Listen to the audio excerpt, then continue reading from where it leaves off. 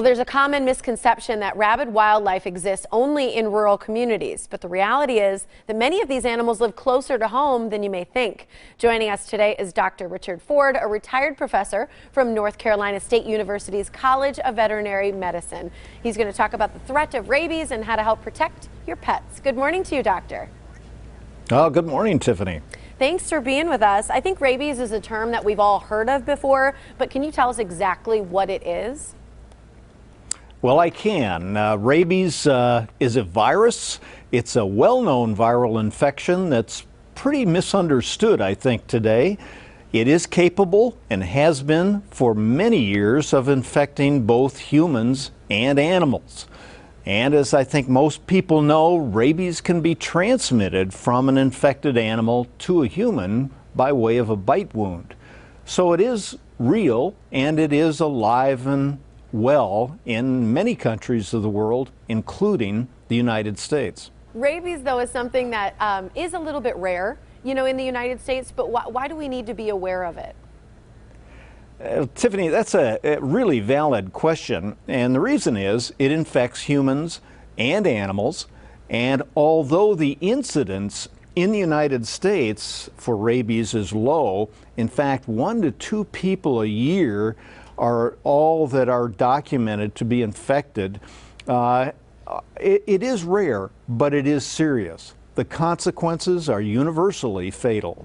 So it's a disease to prevent, certainly not a disease to treat.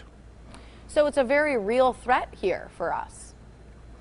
Well, in Wisconsin, it absolutely is a threat. You have several wildlife species that actually harbor rabies naturally, and this is the critical point here that I'd like to leave you with, is that the pet, the dog, the cat, becomes I call it the critical link between infected wildlife and people. So if you see where we're going with this, vaccinating the pet is the critical action. It blocks the risk of human exposure. By protecting your pet, you protect the population of people as well. Well, I think it's important to know that, yes, it's preventable. So by doing those steps to do that, we can help ourselves and help the rest of the population and help our pets as well. Where do we usually go to get our cats and dogs vaccinated? Well, in Wisconsin, Tiffany, the rabies vaccination is actually required by law.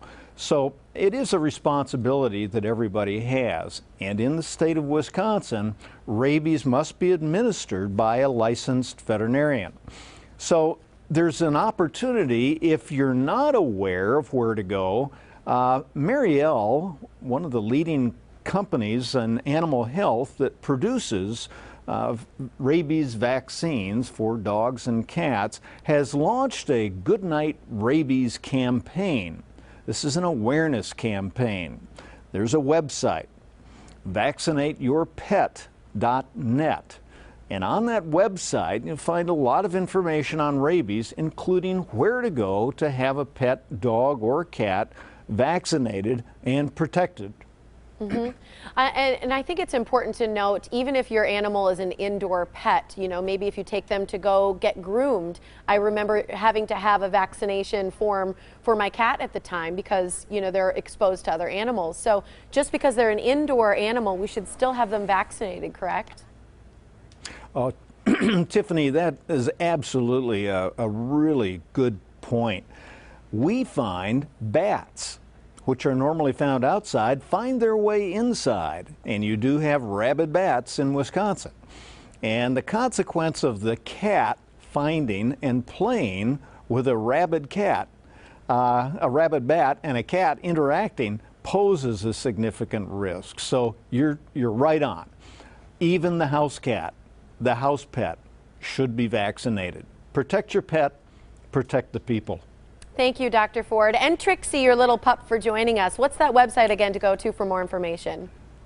That's going to be vaccinateyourpet.net. All right. Have a great day. Thanks, Tiffany.